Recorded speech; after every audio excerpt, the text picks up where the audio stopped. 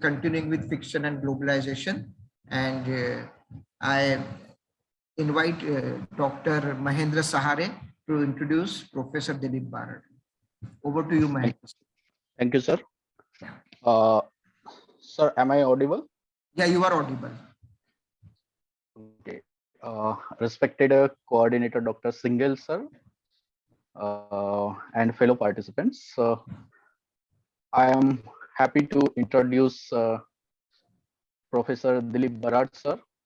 He has 26 years of experience of teaching to the students belonging to different faculties, and presently sir is working as a professor in MK Bhavnagar University, Gujarat. Sir's areas of interest are diverse. His interests especially are in CAL, that is computer assisted language learning, innovative use of ICT in teaching English, literature, and literary theories. Sir also conducted workshops on use of web tools for teaching in national and international conferences. Sir also authored books and articles on Thomas Hardy, Kamala Das, modern communication and web tools for teaching. And recently, sir completed e-content development project funded by Ministry of HRD. Sir also completed UGC funded research project, and he has completed several MOOCs courses on Coursera, that is digital humanities and technology and ethics, and many more. And sir is such a dynamic person. He has contributed to different committees, different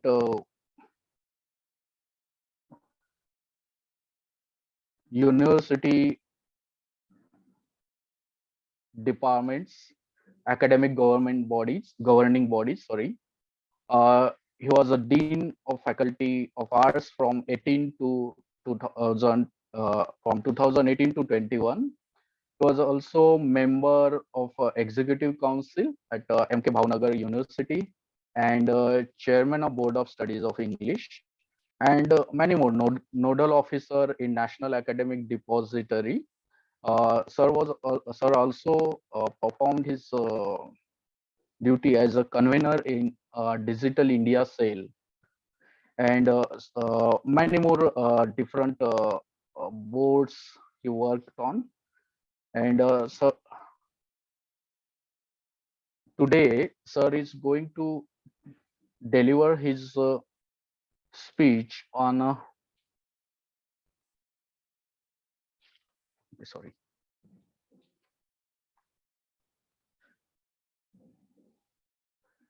Fiction and globalization. So I welcome Dr. Dilip Barad, sir, and all of our fellow participants are eager to listen to your lecture, sir. Okay, thanks a lot, Mr. Mahendra Sahare, for your introduction. Yeah, I hope I am audible to everybody clearly. Okay, Yes, so yeah, okay, thanks. Very good afternoon to everybody. So morning, you had a very interesting session on climate change and the fiction. Yeah? When we talk about globalization, we cannot talk without climate change. So it goes hand in hand that whenever one talks about globalization, one has to talk about climate change, and the debate or discussion on climate change will also remain incomplete without globalization. Though today in my session, as you already have discussed with climate change, I'm going to narrow down only to the idea of globalization in a particular context rather than connecting it with climate change also. But at the end of the day, you will have very interesting sessions. Even the third one coming on cyber culture also is very interestingly connected with globalization.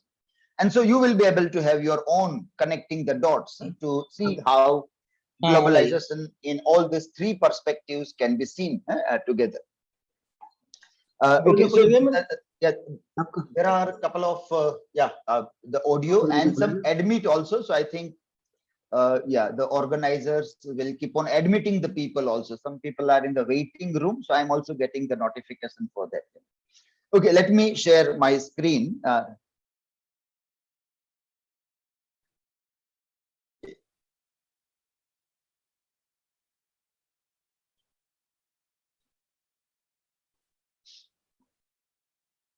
Okay, so globalization and fiction is the topic which we want to talk about or share a few things there.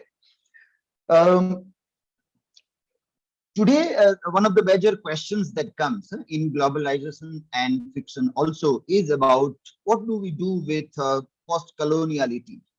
How do we locate the debate of post-colonialism in today's context? That also becomes very significant. So what are the post-colonial critics talking about? Into a time where now politically the colonies are not colonized.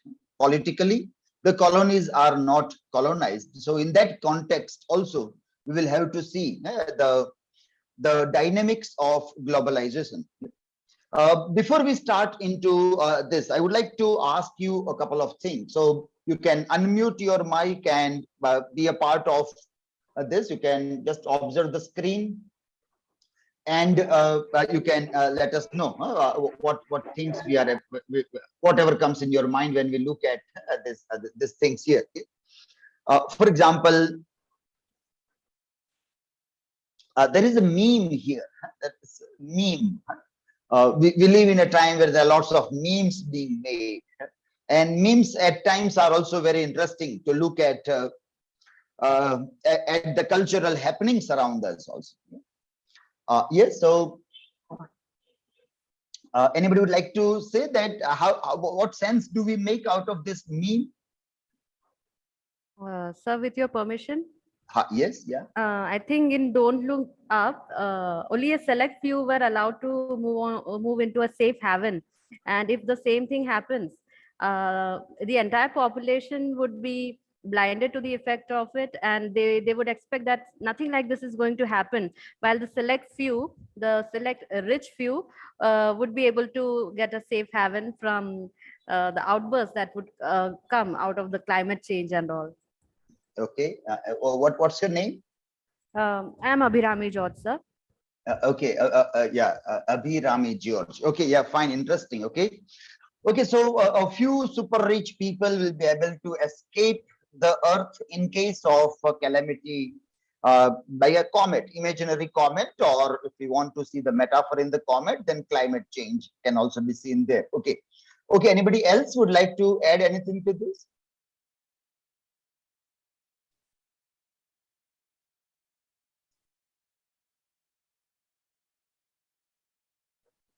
Any other participants would like to say anything?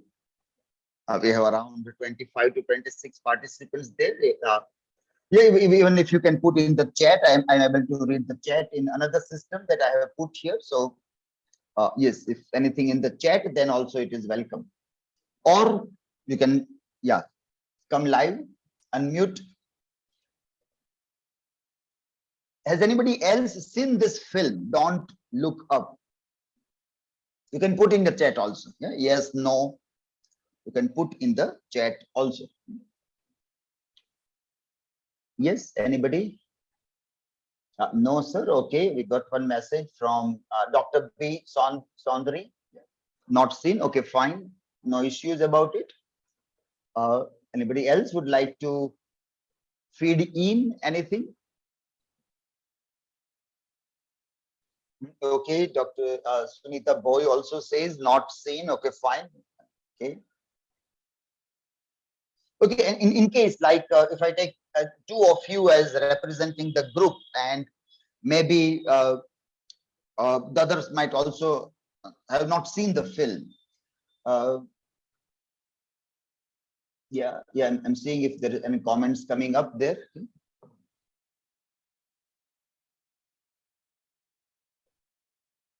Okay, fine. So we take this as a response that maybe most of the participants are not aware about this, except for Abhirami George. Yeah, a very interesting answer that the super rich will be able to escape into the world. This super rich, this the representing. This is a meme. Yeah, this is a meme. So it's not real. So don't take it as something realistic representation of Mark Zuckerberg or Jeff Bezos or Tim Cook or Elon Musk into an imaginary character that is Peter Isherwell.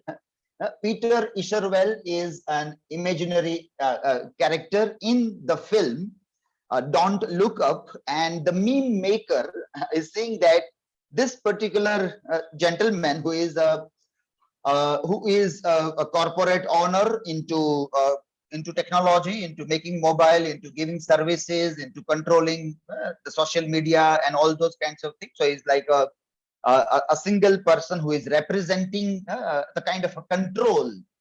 I repeat the word, kind of a control that a few selected corporate worlds have over the lives of everybody, irrespective of whether you are residing in a once a colonized world or in the first world country, irrespective of the boundaries and barriers between first, second, or third world countries.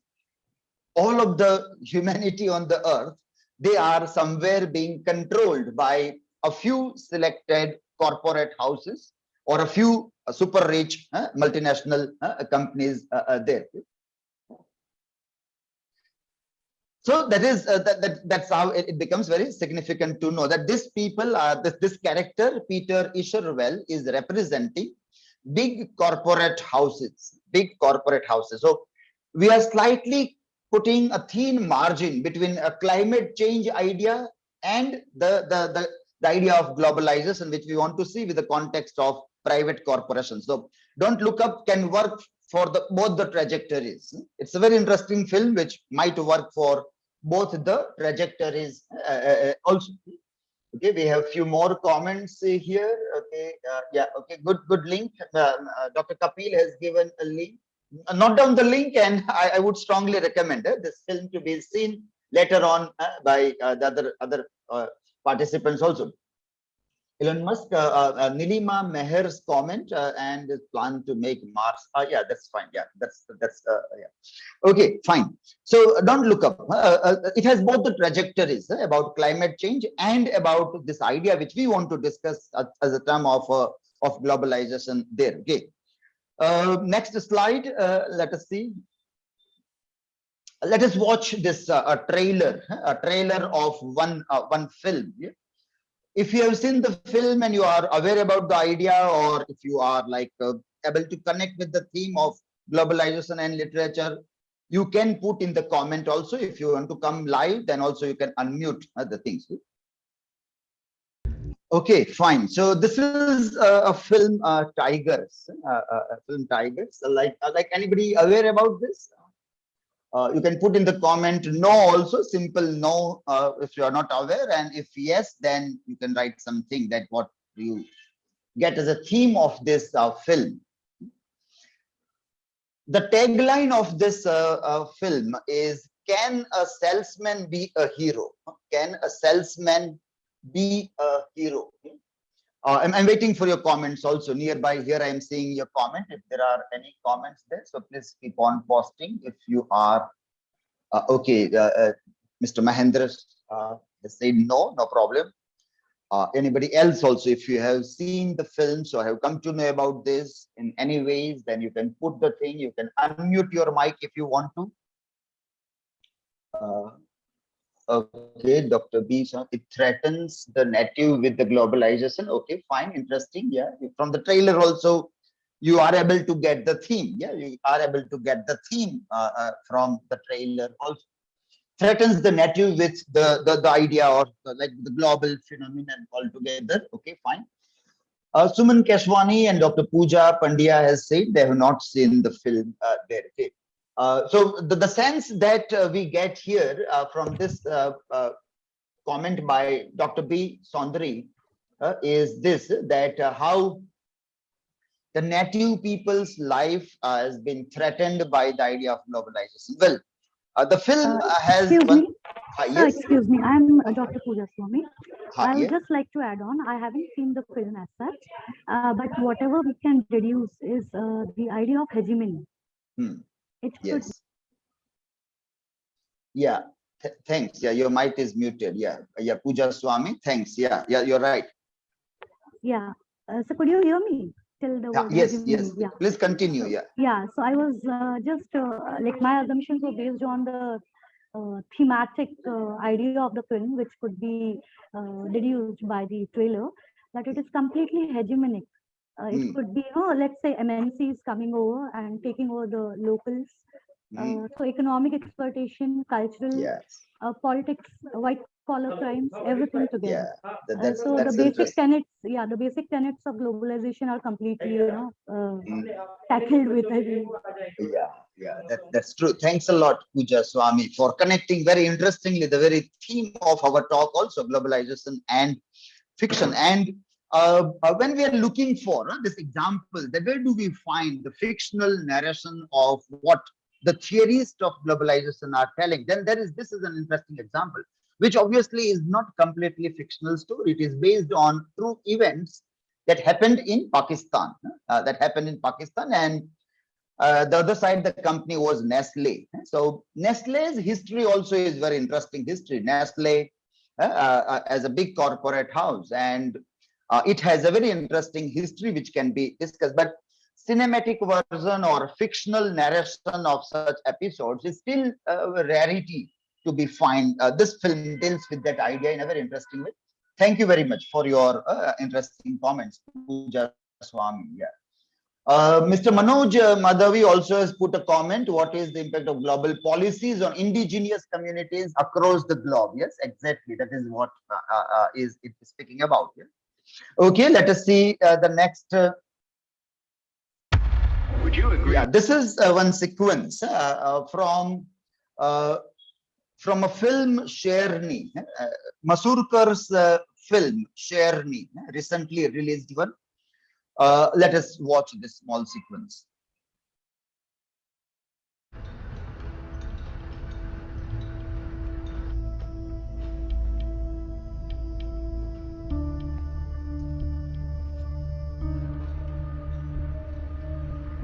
पहले यहाँ घना जंगल हुआ करता था और आज ये copper mine.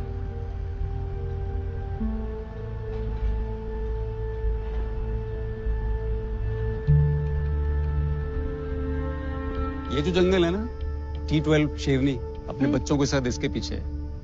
उसको जाना है उस पहाड़ी के पीछे national park.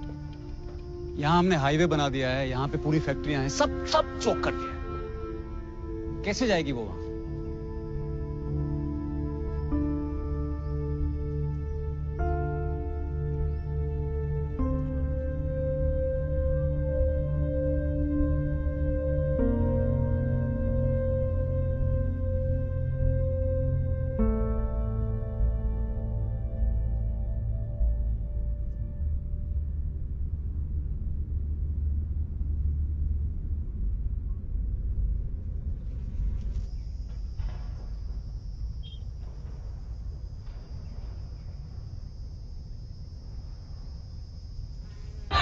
Okay, so this sequence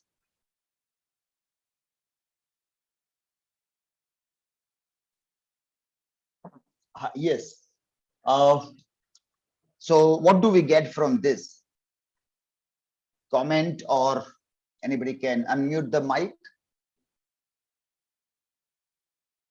Yeah, anybody has also like seen the film or not, they also can put an interesting comment on this.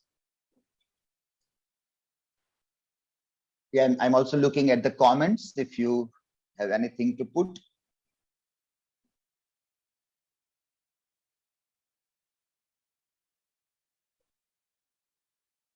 Yeah, any participants? I hope you Hello, were sir. able.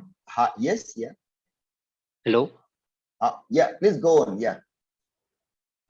Good afternoon. Good afternoon, sir. Hmm. I think, sir, corporate greed is the reason for globalization or climate change, and it also threatens to lives of common people and animals also. Yes. Yeah.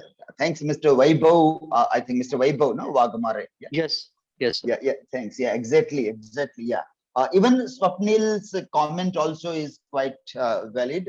Act of deforestation and human greed. Yeah. Rajkumar Bairam says that no, sir, but the theme seems to be based on existentialism.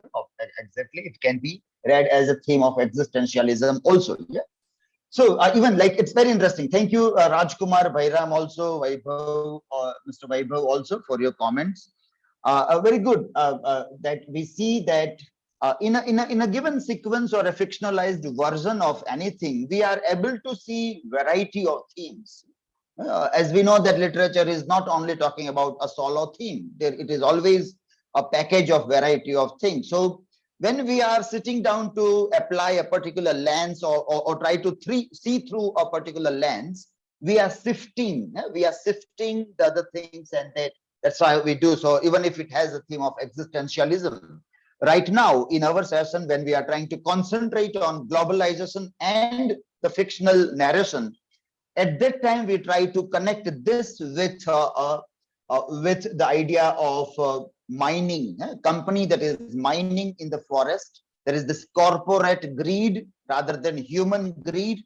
Let us try to locate this into, or let us be very selective in putting the words properly into proper context, so it doesn't get deviated into a larger human error, but it can be located into an exact place like it is a corporate error, so that the globalization or the theme of globalization can be seen in a proper context also.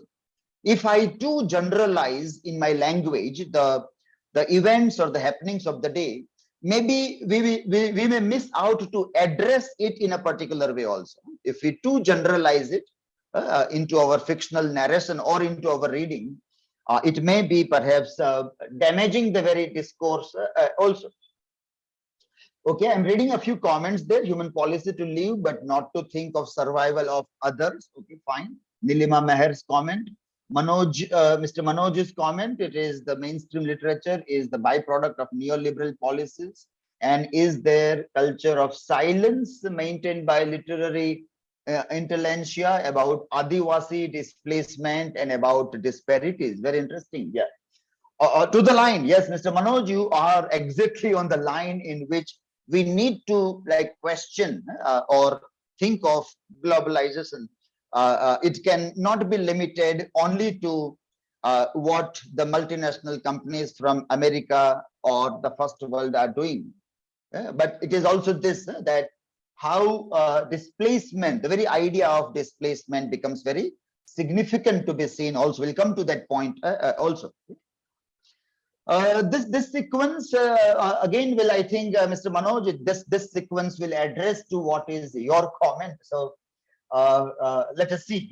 I think we'll get a little bit of answer to Mr. Manoj's comment here. Good morning, Professor Govind. I said good morning, Professor Govind. आपसे भूल हो रही है. मेरा नाम धर्म प्रकाश है. Govind, Dhan Prakash, Wilson, Srivastav, Deshpande. आपके इन सारे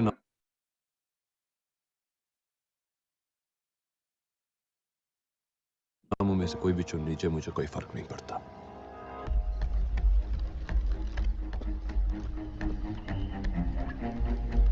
आदिल खान, सीनियर एसपी भोपाल. जानता हूँ. इस मुलाकात का 4 सालों से इंतजार था मुझे. चले? यहाँ से लेकर नंदी घाट तक दर्जनों अपराध दर्ज है इनके नाम. गोविंद राम सूर्यवंशी मुंबई के जाने माने व्यवसायी और धनी परिवार में जन्मे. Remanded to police custody for 7 days. पढ़ाई करने के बाद लंदन स्कूल ऑफ इकोनॉमिक्स में अर्थशास्त्र की पढ़ाई की. ऑक्सफोर्ड यूनिवर्सिटी से डॉक्टरेट करने के बाद देश लौटे और गरीबों के शोषण से प्रभावित होकर सब कुछ त्याग दिया. और माओइस्ट मूवमेंट में जुड़ गए। पिछले 30 वर्षों से गोविंद जी अंडरग्राउंड रहे और इन्हें नक्सल मूवमेंट के सबसे मुख्य आइडियोलॉग के रूप में जाना जाता है। नक्सलवाद, प्रधानमंत्री मनमोहन सिंह जिसे आज भी देश का सबसे गंभीर आंतरिक खतरा मानते हैं, देश के 200 से भी ज्यादा जिलों में आज भी फैला हुआ है। आज से लगभग 45 साल पहले बंगाल के नक्सलबाड़ी गांव में गरीब मजदूर किसानों ने जमीन के हक में लड़ाई के लिए जमींदार को ही मार डाला था। बस वहीं से जन्म हुआ नक्सलवाद का। नक्सलवाद उत्तरी कर्नाटक, आंध्र प्रदेश, महाराष्ट्र, बंगाल, बिहार, उड़ीसा, झारखंड समेत देश के कई अन्य राज्यों में फैल चुका है। देश के हजारों आदिवासी हथियार उठा चुके हैं और देश की व्यवस्था के खिलाफ लड़ रहे हैं। ऐसा माना जाता है कि इन आदिवासी संगठनों को हथियार और ट्रेनिंग देश और बाहर के आतंकवादी संगठनों द्वारा भी पहुंचाया जा रहा है। अरे भाई, यहाँ माओवादी आंदोलन फैलने की यही वजह है कि 65 सालों में यहाँ कोई डेवलपमेंट हुआ ही नहीं। और आज आप विकास की बातें सिर्फ इसलिए कर रहे हैं कि दरअसल उसकी आड़ में आपको उनकी जमीन छीननी है, जहाँ लोहा है, मैंगनीज है, कोयला है, बॉक्साइट है और न जाने कितने मिनरल्स गड़े हुए हैं। देखिए, सीधी सी बात तो यह है कि उस जमीन में दबे नेचुरल रिसोर्सेस का जब तक हम इस्तेमाल नहीं करेंगे तो विकास कैसे हो पाएगा। महानता जैसे बड़े ग्रुप के साथ यह 15,000 करोड़ के प्रोजेक्ट का करारनामा साइन करने का लक्ष्य यही है और फिर पुनर्वास की योजना बनकर पूरी तरह तैयार है। महानता ग्रुप के चेयरमैन की हैसियत से मैं आप सबको विश्वास दिलाना चाहता हूं कि नंदी घाट के लोगों की सारी जरूरतें पूरी हो जाएंगी। आदिवासियों के लिए पक्के मकान, अस्पताल, इंटरनेशनल स्कूल और एक वर्ल्ड क्लास यूनिवर्सिटी। बिजनेस के साथ साथ महंता ग्रुप अपनी सामाजिक जिम्मेदारी बहुत सीरियसली लेता है। महंता सर, आपकी इस वर्ल्ड क्लास यूनिवर्सिटी में आदिवासी बच्चों के लिए सीटें रहेंगी क्या? देखिए, जाहिर है कि वहाँ के आदिवासी अपनी जमीन से हटना नहीं चाहते, तो क्या उन्हें जबरदस्ती हटाया जाएगा? देखिए, मीडिया जब खुद माओवादी प्रचार का शिकार बन जाती है तो सच जनता के सामने कैसे आएगा। आदिवासी लोग हमारे भाई हैं, कोई उनके साथ जबरदस्ती नहीं कर सकता। जबरदस्ती तो नक्सलियों के साथ होगी। नंदी घाट से उनका नामो निशान मिटा दिया जाएगा और यही इस सरकार का वचन है। हम पूरी तरह से तैयार हैं। लेकिन मेरी समझ में एक बात नहीं आती कि आप लोकतंत्र की वकालत करते हैं और दुनिया की सबसे बड़े लोकतंत्र की सरकार से बात तक नहीं करना चाहते। मैं ऐसे लोकतंत्र में विश्वास नहीं करता जो गरीबों की इज्जत करना नहीं जानता। आप लोगों की नक्सली हिंसा और पुलिस की जवाबी हिंसा पे हम बहस कभी और कर लेंगे प्रोफेसर। फिलहाल तो मैं बस कुछ बेसिक सवाल पूछना चाहती हूँ। इससे पहले कि आप फालतू सवालों में अपना समय बर्बाद करें, मैं साफ कर देना चाहता हूँ, अब मैं सिर्फ 3 काम करता हूँ: पढ़ना, लिखना और पढ़ाना। इस बारे में आप मुझसे कोई भी सवाल करना चाहें, मैं जवाब दे दूंगा। बाकी किसी चीज के बारे में मैं कुछ नहीं बोलूंगा और ये मेरा अधिकार भी है। अगर आप इसी तरह से पेश आना चाहते तो ठीक है प्रोफेसर। मेरे रिकॉर्ड्स में आपके हाथ 91 पुलिसमैन और 150 निर्दोष सिविलियंस के खून से रंगे हैं। So this sequence, this sequence, and yeah, anybody would like to say anything in the comment also, or you can unmute your mic. Hello, sir. Yes, yeah. Sir, am I audible? Yeah, you're audible. Yeah, please go on. Yes, sir. Yeah. Yes, displacement and disparity are the reality of the tribal life in India. You will find the deepening contradictions of tribal development in India. Displacement, culturalization, disposition,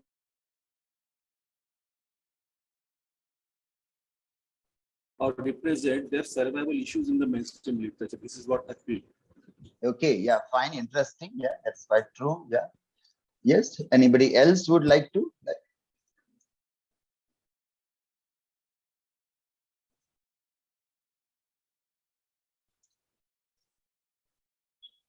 Yeah, anybody else? Very interesting. Yeah, what was your name? Yeah.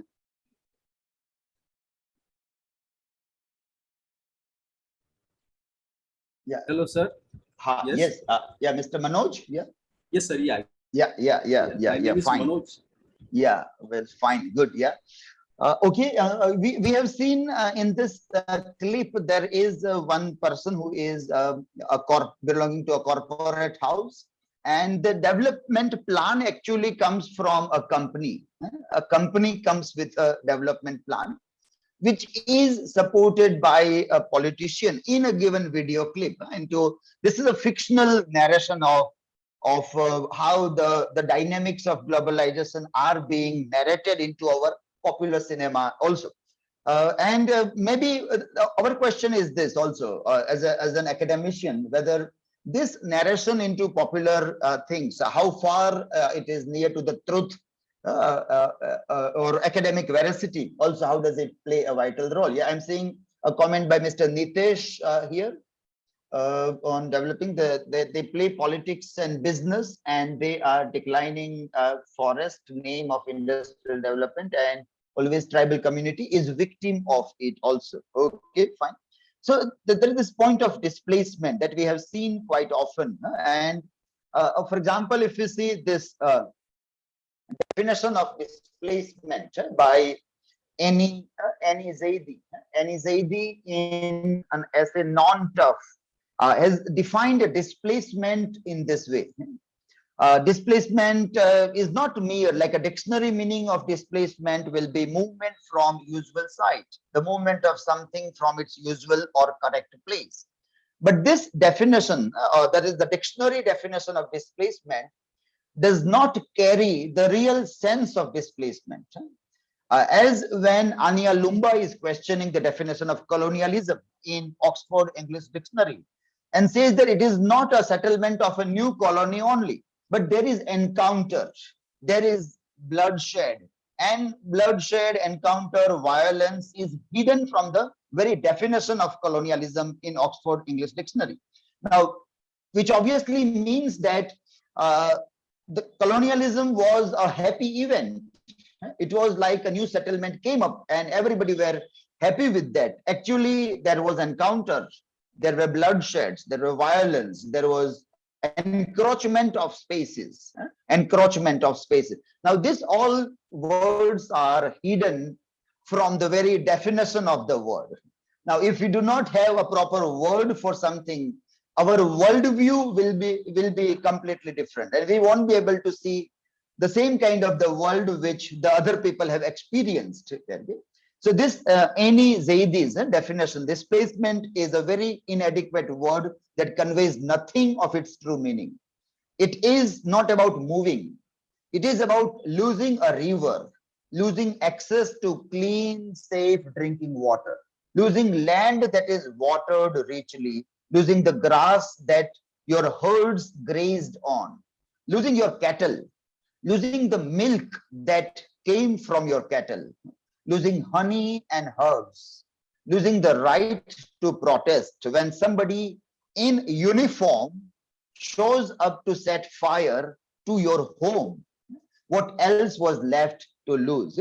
So this perhaps helps us in understanding that the displacement idea, the definitions perhaps do not convey the idea in a proper way also. Yes, so we got that responses also. Let us move on to have a look at the things. Yeah.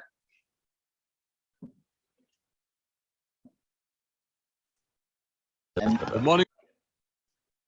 This also is a very interesting sequence, a very small sequence here. Yeah.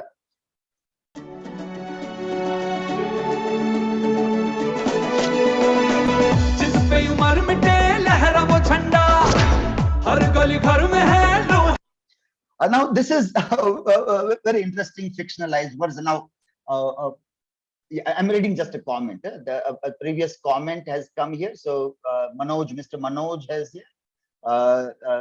Chakraview, yeah, that was the sequence from Chakraview, the previous one, and which is less than 20 minutes. So depending on Adivasi development in India, in neo-globalization also. Yeah, thanks. Yeah, thanks for that comment. And yeah, Mr. Suman Keshwani has put RRR. Yeah, this is a very popular contemporary film RRR.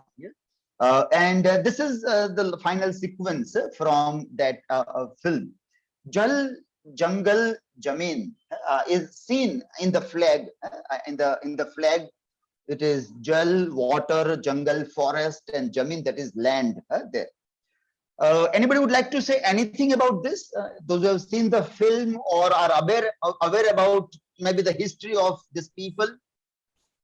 Anything would you like to add, either as a vocal comment or written? Yeah, please. Yeah.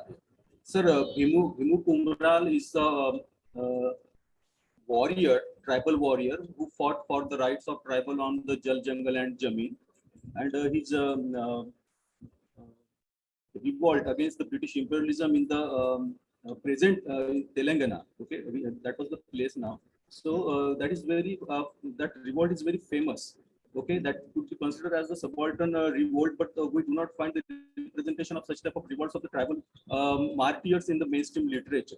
So you will find Birsa Munda is there, Baba Tilka Maji is there. Okay, and they have given a big challenge to the British imperialism in India particularly. Okay, but we do not find the representation in our literature. Okay, so very interesting. Yeah, and when a very interesting popular film came, how even that film appropriated that struggle, how it appropriated into some other story. Yeah, so we have a comment. Mr. Umesh Chauhan says it is a revolt against British Empire. Yeah, well, fine, it is there, but there is something else also to be seen into this, that how this tribal heroes, both of them, they were fighting for the protection of their forest. Their fight was more for their forest, that is their home, rather than India, that is a much larger geographical entity, or on a kind of an imaginary entity, which is given as a form of even Bharat Mata also, as it is being metaphorically connected with motherhood or motherland also. So how fictional narration can appropriate the struggles for forests and make it much larger with exaggerated idiom into a fight for a country. Well, as said, there is nothing wrong in that. If that becomes the fight for a country, then there is nothing wrong as such into that. It is, if you put it on a magnum opus a screen, it is fine. But well, maybe something is lost also in that. Something is lost into this larger than life narration. And the true story that these heroes were fighting for forest is lost. And maybe perhaps we live in a time where it is necessary to tell people that there was nobody who fought for forests. People fought for Mother India, but not for the forest, not for the water, not for the land as such.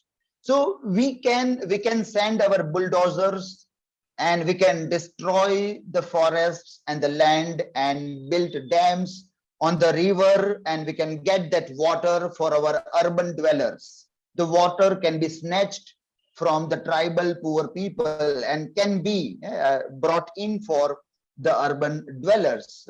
That narration becomes very easy in the name of development, because nobody will get inspired by the story of Bhima, who gave this slogan, or Rama, Sitaraman, Alluri Sitaraman, who was another hero.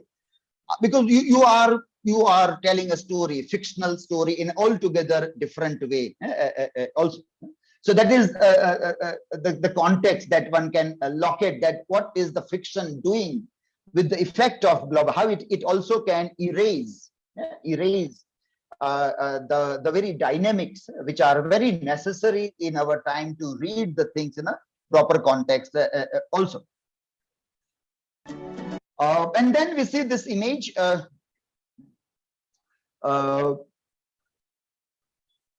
which I think is very vocal, so we all can understand that this genetically modified food, drug lobbies. So the very idea of pharmaceutical companies. And in the name of protecting our health or air or food or water, how things are going on. That is what the cartoon tries to say here, which is a very interesting debate in times of corona also, like a vaccine, the corona vaccine, and like nobody is able to give a guarantee that it is a sure shot for the corona disease. And there is a kind of a denial on many parts to accept it. And at the same time, many people are forced to have a vaccine. And a very interesting way we are seeing the entire game around the vaccination programs, even though there is no guarantee that this is something that is going to stop the spread of disease in a human body. Yeah, there is a comment from Mr. Nilesh. Yeah, okay, fine. That is about tribal skill animals for the benefit. I don't understand either they save animal or not. Also, they cut the trees. Also, yeah. Well, that's a very interesting point. That's a very interesting point which Mr. Nilesh has put here. Yeah. Tribals killing animals, or tribals also cut the trees also. Now see, we need this is not only Mr. Nilesh's argument, but it is an argument which is widespread, not only in the context of tribal, animal, tree context, but in a variety of ways, even in climate change also.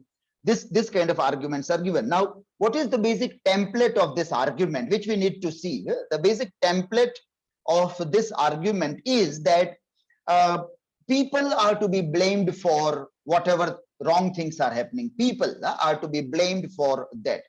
Now, when we are blaming people for something that is wrong, are we in a way trying to give a free hand to some other entity?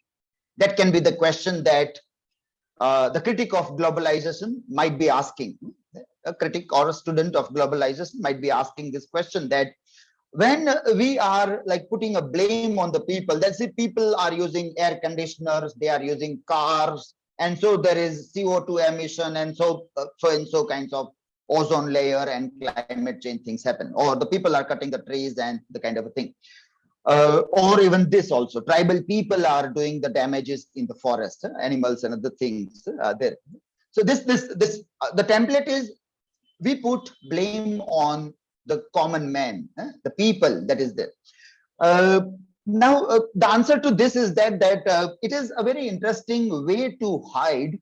It's a very interesting way to hide that who is really to be blamed in this context. So you put a blame on the people, and you will find a handful of people doing that, and you can say these are the people who are to be blamed for those things. Our right question should be about government policies and what is being done at a much larger scale rather than at local scale. What is being done at a larger scale as a part of the policy approvals, and the policy approvals get a kind of a support from a corporate world, and then what they do. So as soon as a corporate will enter into any of the game, they will try to do a kind of a mass destruction. 100 tribal people will not be able to damage the forest the way within 1 hour a bulldozer can. Just a movement of a bulldozer, 1 hour, and the way it will destroy this entire space of whether it is a river or a land or a forest. It will not be equated to 100 people and for a prolonged time. Now, nature has its own way of repairing itself. So if I am using a tree or a honey or a herb or an animal for my consumption, it is not going to threaten the species as such, because then species will multiply, the grass will grow, the trees will grow, and there is a slow process of consumption. Now, this is a food chain. This is a rather food chain. And as being a part of a food chain, if you eat animals, or if you use trees or nature for your consumption, it's not a problem. It's not, and this should not be equated with the way giant companies with huge machines, they come and then what they do with the kind of a thing. As I told that talk about globalization will somehow start moving in direction of climate change also, in direction of climate change also. So it will not be possible. Like you can talk about only globalization, you need not talk about climate change and other thing also. I'm sharing just a screen because there is a question by Mr. Nilesh. This project, the Anthropocene project, I know I was in the morning session for a while, and I have seen that the speaker was talking about Anthropocene age also, that we are now in the Anthropocene age. So this also we can see now, it has made a very interesting film, Anthropocene. They have made a film also. Here is a brief trailer of that film here.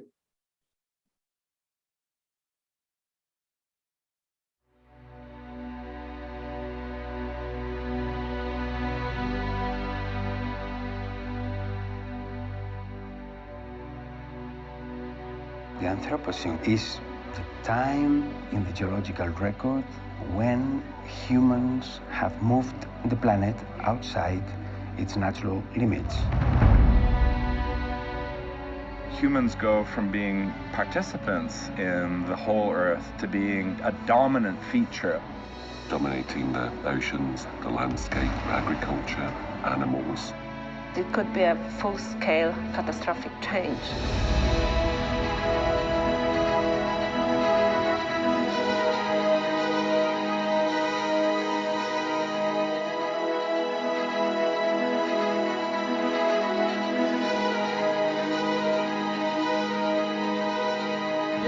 We can see this huge machines, and this film has a very interesting drone cinematography, where they are able to capture what even with human eyes on the earth are not able to see.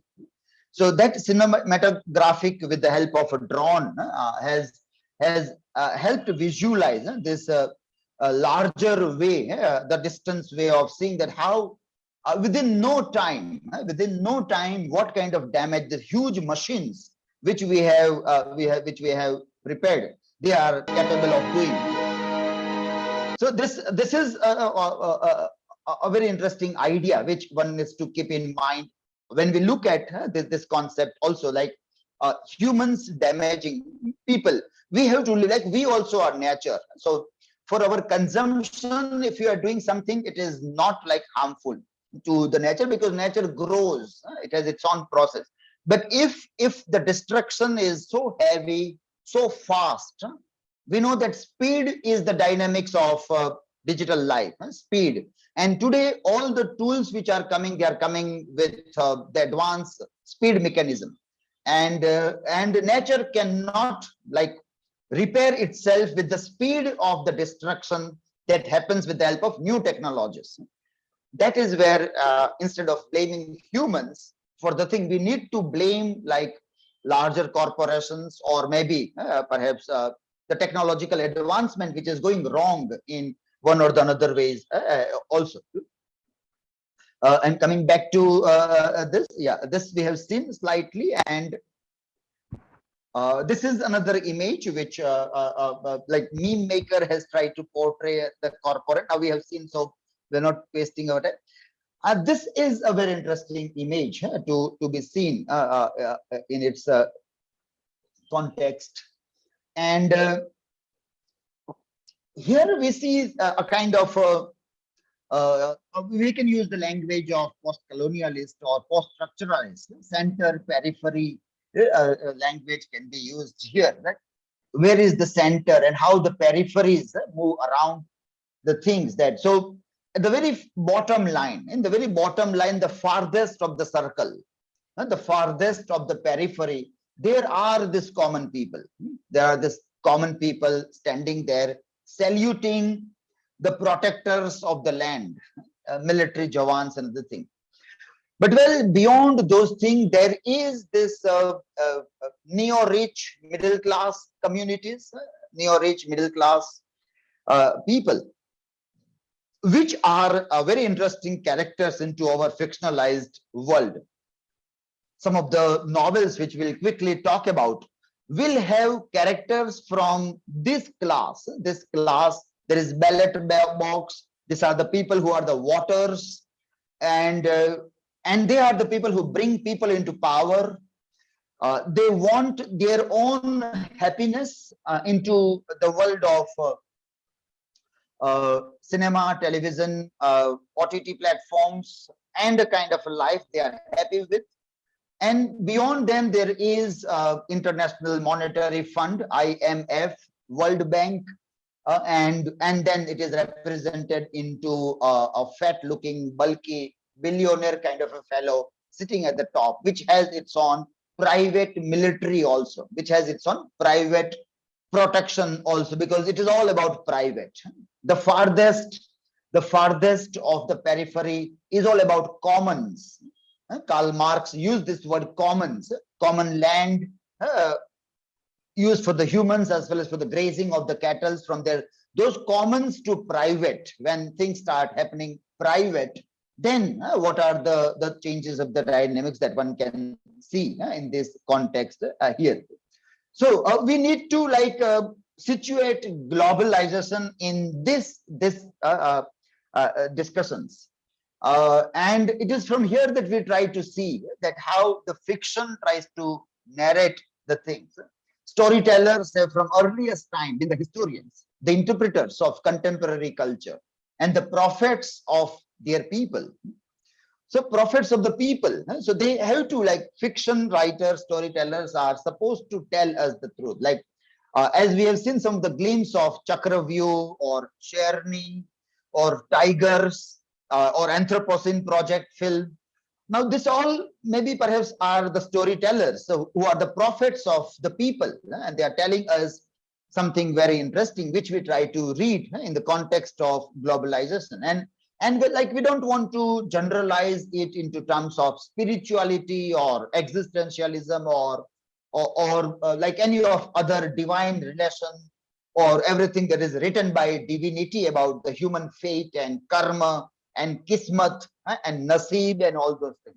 So we don't want to go into those debates or other things also, but we want to situate it into a specific context also. Let me ask one question here, in case anybody in the audience is aware about this work of art. We have a Gujarati novelist. This is a Gujarati novelist, but his film is very popular. So maybe if somebody has seen that, a Gujarati novelist, Dhruv Bhatt, and the novel is Tattva Masi. Tattva Masi, novel by writer Dhruv Bhatt. Anybody aware about it? Or there was a film, Gujarati film known as Rewa. Gujarati film Rewa was based on this narration. 2018 film. It was 2018 film. Anybody as in the audience? Anybody aware about this? Let me share the posters of this film. These are the posters of the film Rewa. And it was a quite a successful film. It was a very well-made film. The novel also is kind of a classic novel, Tattva-Masi. Dhruv Bhatt, the writer, is quite an acclaimed writer in Gujarati literature. His other works are also translated into English language also. Anybody? I think nobody is aware about this writer or this film. In the chat also, if you can put, I can see that. Okay, maybe not aware about this film or this novel. It's a very interesting novel, Tattva-Masi. The novel was written around 1990s, during those years, and it was the journey of Narmada River. river Narmada from Gujarat to Madhya Pradesh. In that part, the river Narmada is flowing. So it was located around the Narmada river, tribal people there. And it is a very interesting global connection also, because the storyline moves in such a way that there are some Gujarati young people studying in America, in an American university.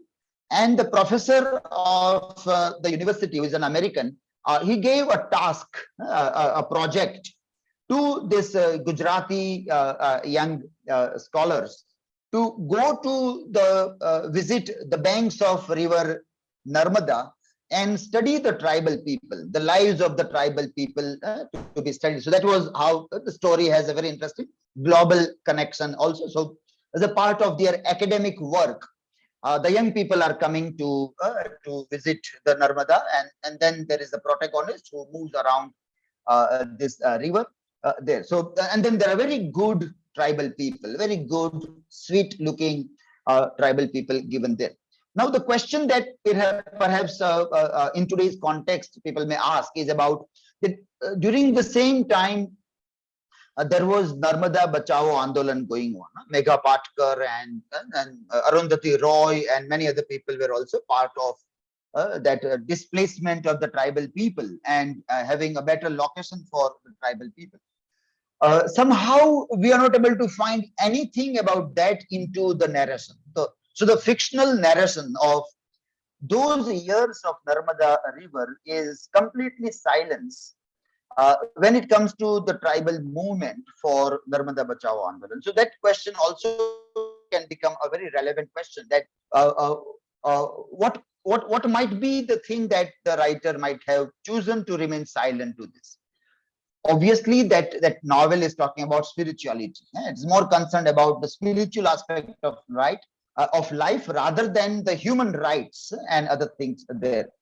So, well, again, when we are into the periphery of globalization, or from this, let us say, narrow lens, when we are trying to look, because spirituality, let us say, it is a much wider lens to look at the life.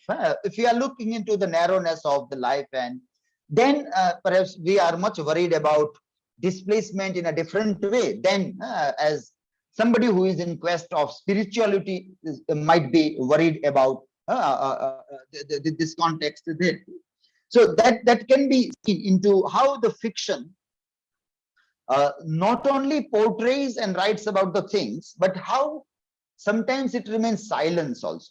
How sometimes it remains silent to this cultural silencing or narrative silencing also becomes something interesting to be studied when we try to see this. When we see globalization from this, like today into a technical terms, globalization is seen as globalization 4.0, and globalization 4.0 is quite well defined by Klaus Schwab, who is the founder and executive chairman of the World Economic Forum, the fourth industrial revolution, and he is equating, Klaus Schwab is equating industrial revolution with various phases of globalization. So from 1.0, which happened around the Renaissance time, and when the Europeans were exploring the world, from there down the line to the companies globalizing the world, individuals globalizing the world, to the fourth phase we are here. I'm not going deep into this slide, but I will share the PPTs. So later on, you can connect the other things there. In 4.0, what are the concerns? Apart from the concerns that we have seen with the help of some of the fictional or mimetic narration that we have seen here in some cartoons or in some memes also. A new approach to the new economy, which is what people are demanding now. This is not a matter of free trade or protectionism, technology or jobs, immigration or protecting citizens, and growth or equality. It is said that these are false dichotomies which we can avoid by developing policies that favor end over or, allowing all sets of interests to be pursued in parallel. Now, it seems interesting. Now, the conflict between free trade and protectionism, or between growth and equality, between immigration and protecting citizen, technology job, is a reality of today. We want to replace this or with and. But how challenging is this? How far it is going to be so challenging, and how will it be an easy movement to replace or with and? How can both the things walk together? That becomes a very tough thing to see also. But that is also the critics of globalization are looking at this idea. Also, how this is fictionalized into our narration also. So these challenges with the fourth industrial revolution are coinciding with the rapid emergence of ecological constraints. So as I told earlier, that you can't talk about globalization today without climate change. It is going hand in hand. And that those ecological constraints or this climate change, for that, we are not here to blame laymen, common men. We have to identify the real barbarian. Just waiting for the barbarians, we're imaginary barbarians. But we need to identify a real barbarian, the real villain into this, instead of blaming the common man. We common men are like, I will use plastic and I will have a guilt of conscience, guilty conscience that, oh, I am damaging ecology. But I will not question that why plastic is made. Who is making plastic? Who made plastic? Who are the owners of the factories of industries of plastic? Who are earning profits from plastic? Those questions perhaps I'm not asking when I am filled with the guilty consciousness that I am damaging the ecology by using a plastic kind of a thing. So, well, that these things will remain there. The advent of increasing multipolar international order, rising inequality, that all remains there very much. And see, this multipolar international order and the thing that becomes very significant to be questioned also. I'm not reading the entire slide. Later on, you can refer to those things. Noam Chomsky in Globalization and its discontents, whatever he has observed way back is quite true even today also. So today, as a critic of globalization, you are not there to say that we don't want globalization. You want globalization, but the way globalization has happened, it is to be questioned. It is to be questioned. So Noam Chomsky may help us in reading the discontents of the globalization by telling that the way globalization happened, it is only supporting companies, corporations only. We expected globalization to be a free space for people, but instead of being a free space for people, it became a free space for a few handful corporates of all the countries. Now in this race, it is not that only American multinational companies, like empire was being discussed. We'll see in the next slide also, but it is not limited now to the new empire that is USA. It is China also. It is India also. So the big corporations or multinational companies, even from India, are playing the equal damaging role as a kind of a private tyranny there. So that is how we have to. So we can't allow our people to play the card of post-colonialism and say that, well, East India Company was this, and if my Indian company is overpowering or purchasing a foreign company, we see it as a victory. But well, we are not supposed to see that as a victory of any kind. It is still a defeat of a human being only, like it is a defeat of a common man only.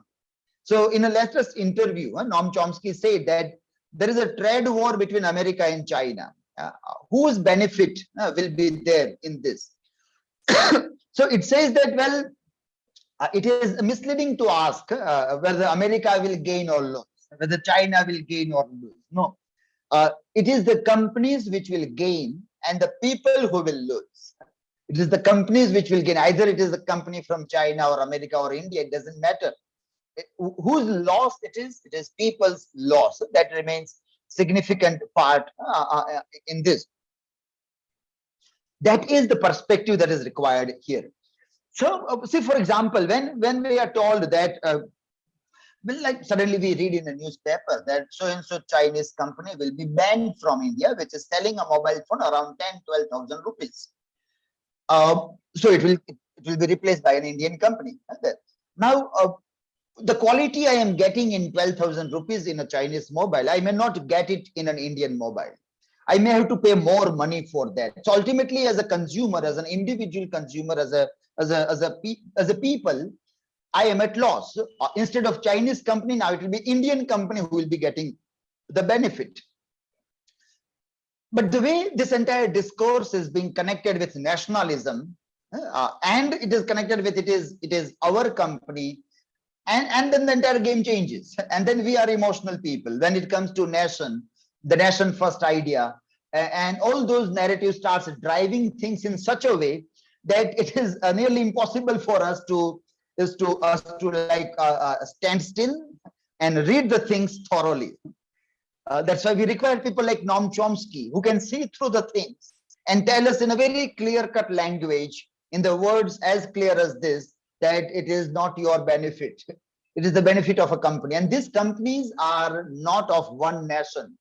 You are falsely connecting yourself with the national identity of the origin of the company. They are multinational companies. And that's why these people, they may do wrong things in one country and they can easily go into another country. So the financial culprit of one country is protected in another country. Now, these are the things which we are seeing with our open eyes. What Noam Chomsky wanted perhaps was that there should be globalization of legality. Judiciary should be global. Human rights should be global. So if a criminal of one country should be criminal everywhere, it should not become a good citizen of another country. And what we see that most of the people from the third world countries, they also have like their identity as NRI, and they also belong to the first world countries. They commit some crimes here and then they run away to the first world country, and these first world countries protect them. If you protect Salman Rushdie, it's a different protection. Then can you protect a corporate criminal?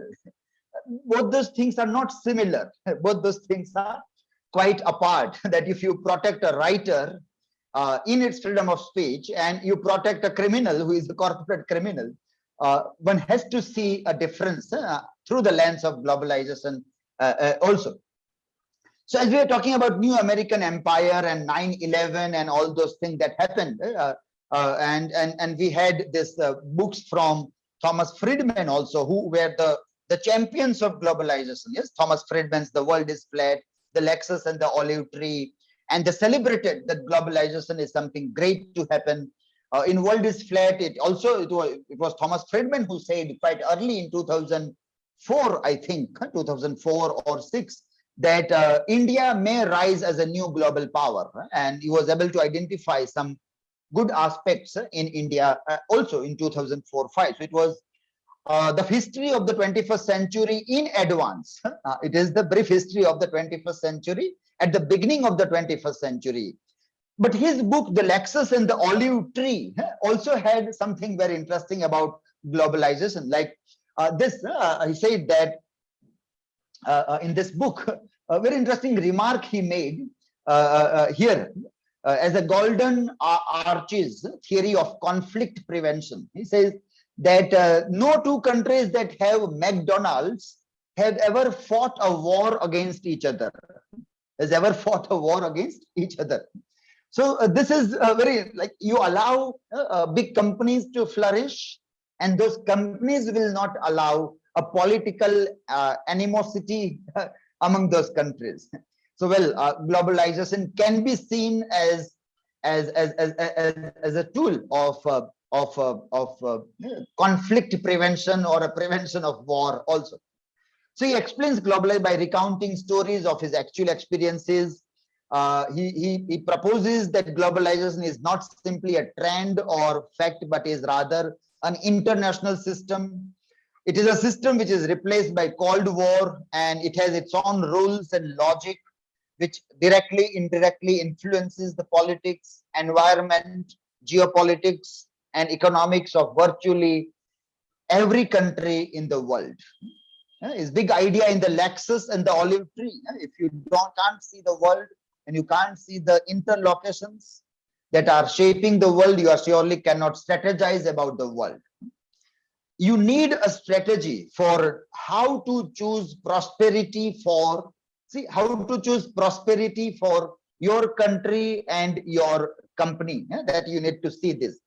But well, we can question Friedman's propositions also. We need to question these propositions after around 15-20 years of this work. And this, like prosperity, is a very significant idea. Prosperity, because it gets connected with development idea, and then it becomes very problematic there. And then, apart from prosperity, there is this word, country or company. Now, we never know when a company gets replaced with country and a country with company. So, well, it was East India Company that was ruling, and then suddenly there was a throne, Queen Elizabeth, that started ruling. So the shift from a country, from a company to a country, was a very significant episode in the history of coloniality. And we need to remember that today's companies also are like looking, like they want to connect with the country. They all want to see or to be seen in their own countries by their people as we are yours, and that is how they want to like sell their products. They want to own consumers as citizens of a country. They want to use nationalism to sell the products in their own country, and then when they go outside, they are different entity. They function in altogether a different way in a different country. So they have multiple faces in all these facets of their outlook. They function in a different way. And sometimes what happens, or what we are seeing now in India, is that when a company becomes rich, we think India is getting rich, or we think country is getting rich, or we think people are getting rich, which is not a story altogether. It is the company that gets richer, or a few rich people. If they come into the list of top 10 richest people of the world, it doesn't mean that everybody in the country is getting richer. It doesn't mean, it is not to be seen as such in the same context also. But well, how are we going to differentiate this this dynamics of globalization, and how we are going to read those things into our fictional narrations? Also, that is still a very interesting question there. The word market fundamentalism is an interesting word to be seen in this context of company, country, nationalism, globalization, protectionism, and other things also. It was Joseph Stiglitz, Nobel laureate, chief economist, who gave this word market fundamentalism. But a better understanding of this word we get from P. Sainath. P. Sainath in his essay titled as "And Then There Was the Market," a biblical word, and then there was the light, and then there was the water in a similar way, and then there was the market.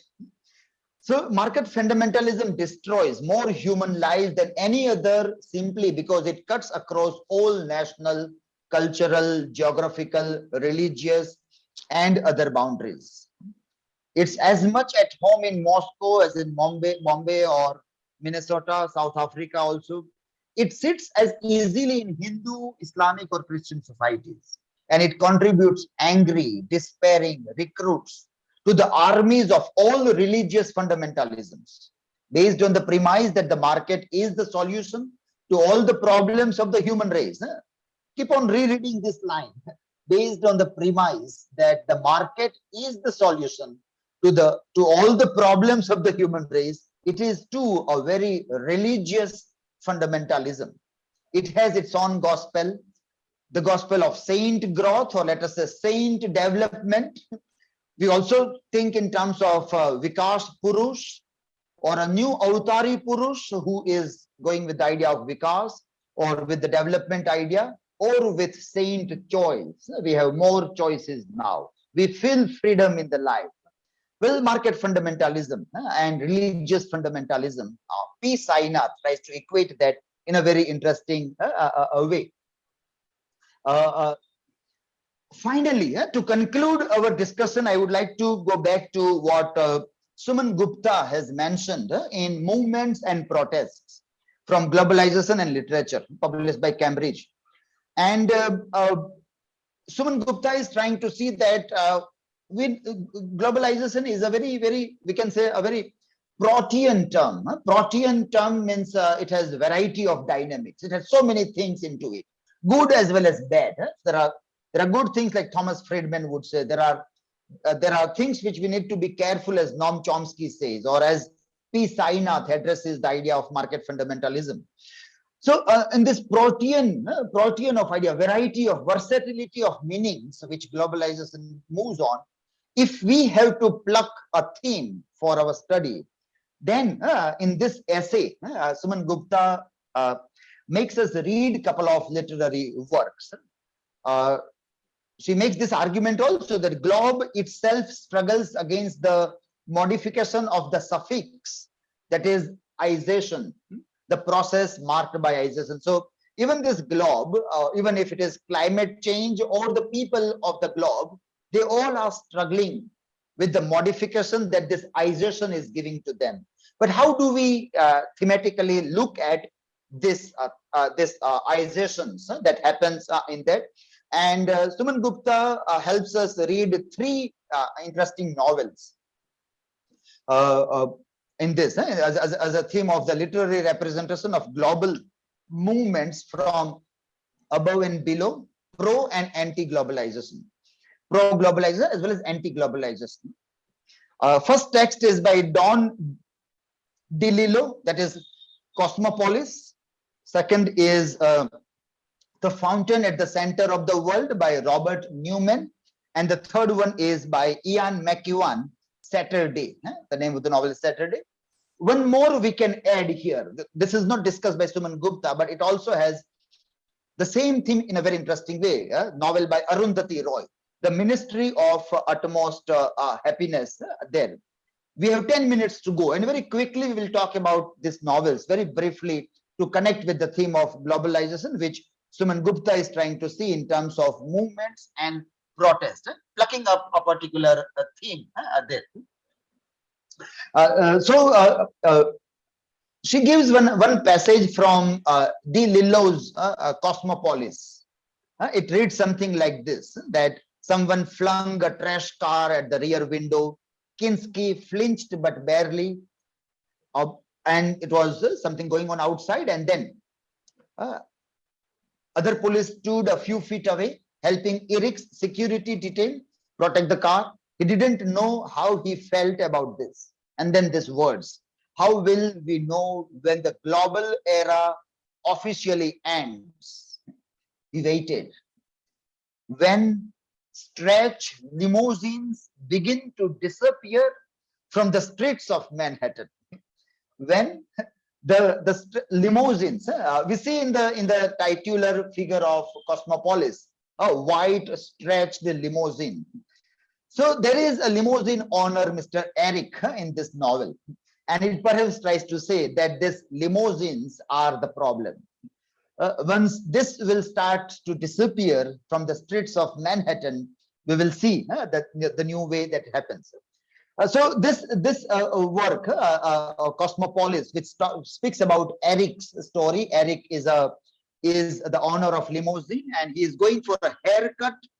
He's going for a haircut in this limousine, and the story is unfolding. On the road, there are protesters who are protesting against the government policies, and he has a confrontation with the protesters on the road. There are road blockages, another thing which this limousine is facing. So the very premise in which Don DeLillo is working in this Cosmopolis is a very interesting premise of protest and the movements, and then a very rich car which is owned by a neo-rich middle class Mr. Eric there. Another novel, Robert Newman's another novel, The Fountain at the Center of the World. This novel presents as its climax. There is a spelling error there. A day-by-day description of the celebrated protest organized in Seattle during WTO meeting in December 1999.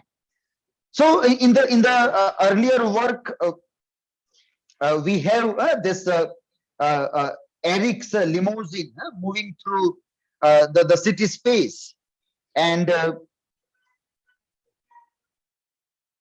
it speaks about how Eric represents the free market capitalism and tries to look at this idea there. The same way here, it was Manhattan, America. Manhattan, here it is Seattle, again America, and where again these things are going on. And the conflict between Mexico people, and that is a working class factories, Mexico, those things are woven into this story by Robert Newman there. Then we have this McEwan's Saturday, which is situated in London. So we have two situations in America, Manhattan, Seattle, and then we have a situation here in London. And this is one single day being described in this Saturday, 15 February 2003 Saturday, where there is a surgeon, neurosurgeon Henry Peroni, and we read the entire events through this. The novel begins with Peroni rising at the dawn and witnessing from his window a plane crashing, then details his interactions with his immediate family and colleagues, his memories, his social and philosophical attitudes, and his professional activities, and is gradually structured around two events: an encounter with a gang of aggressive youths after a slight car accident, and the reappearance of this gang at his home also. So in this, we find that in London, there is a very interesting protest going on against the government. And this protest was anti-war protest. In 2003, UK and US, they decided to have a war with Iraq. Saddam Hussein was there. And so many citizens of London, thousands of them, they come on the street to protest against the decision made by UK and US. So this all events are being connected in the pretext of UK-US led forces and their tyranny over Iraq and the people of Iraq in the name of giving punishment to Saddam Hussein. So the novel ends, there is a typo error, with Peroni, the authority figure and a devoted family man, overcoming Baxter. Now, Baxter was a bad fellow there, a gangster kind of a fellow who was in conflict with the family of Peroni. But then he has some kind of an illness, and doctor, neurosurgeon, our protagonist, becomes a healer and humanist, saving his life by performing surgery on him, though unable to cure him of his fatal inherited disease. How can we read this? What can be the allegorical representation in the ending of this novel?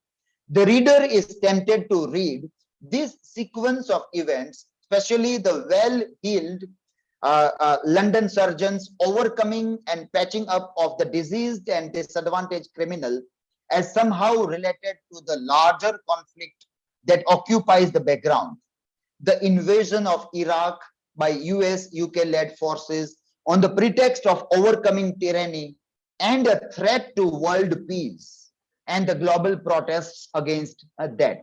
So that way, this novel also works in a very interesting way. Arundhati Roy's novel, the Ministry of Utmost Happiness, also has the protest site, but that is in New Delhi. And she has connected with 2012 Anna Hazare movement. So Anna Hazare movement, there is a protest going on, and there are lots of people. There are women coming from Kashmir, widows from Kashmir, childless women from Kashmir, the abused women from Assam, and lots of people assemble in a part of that movement of Anna Hazare for Lokpal, and also the protest site also. So America, UK, Manhattan, Seattle, London, and New Delhi. All these corners of the world, they get together into looking at how these global phenomena are disturbing the lives of the people and how there is a movement of resistance against them. We find 5 interesting outcomes from this. 5 interesting outcomes we can see here. I'm not reading the outcomes. I will share the slides with you so you can You can read this. These are the 3 outcomes, and then we have 2 more outcomes we can see from this thematic way of looking at movements and protest into the global narration or the fictionalized narration of the globalization. To conclude, the theme of globalization deals with economical reasons which play a vital role in dominations and hegemonic attempt by big multinational corporations over either tribal people or a common people. Many times common people are not able to see this functioning of dominations or hegemonic attempts, and they keep on blaming themselves for their anxieties and the tragedies in their lives. The resistance against this domination, diverse protests and movements all over the globe for varied reasons, including climate change, along with traditional themes of racism, sexuality, class, caste, coloniality, and this UK-US led domination of the third world poor countries can also be seen into the very dynamics of reading globalization and the fiction also. We are exactly at 2:30, and I hope I have made a point for the participants to read globalization as a theme and its fictional narration also. Thank you, everybody. Thank you. Special thanks to those participants who were very actively involved in the initial part of our discussion also. Thank you, everybody.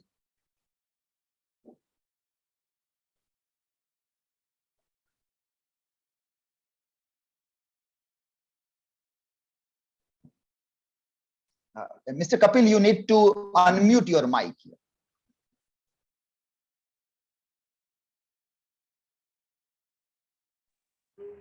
Yes. Yeah.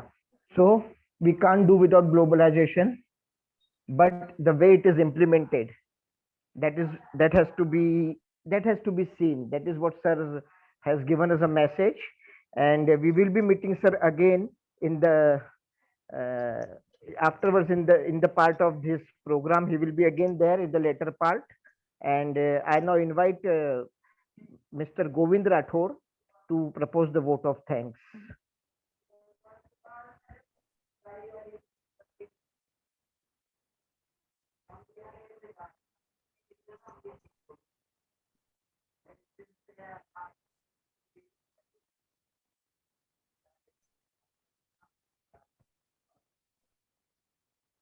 Sir, can I propose the vote of thanks? Yeah, please go ahead. Please go ahead. Sir. Okay, sir. Yeah. On behalf of all the participants, of refresher course in English, I, Dr. Suman Keswani, consider it a privilege to be able to deliver the vote of thanks for this wonderful session. I would like to thank Dilip Barad sir from MK Bhavnagar University for this superb deliberation. Sir has delivered the content on globalization and fiction in an exceptional way, an audio-visual treat for all of us. Very interesting, enticing, engrossing, and enriching. We are really indebted to you, sir, for giving us so much information about various films and fiction on themes like corporate greed, white-collar crimes, displacement of communities, devastation and destruction because of industrialization and deforestation. The few films that you have taken up, like Tigers, Cherny, RRR, were very, very interesting. And also the novels which you depicted, Cosmopolis, The Fountain at the Center of World, Saturday, they were very impressive. We'll surely go through all of them. I thank Kapil Singhal sir for coordinating this session efficiently. Thank you, sir. We look forward to many more such sessions full of knowledge. Thank you. Thanks a lot. Thanks.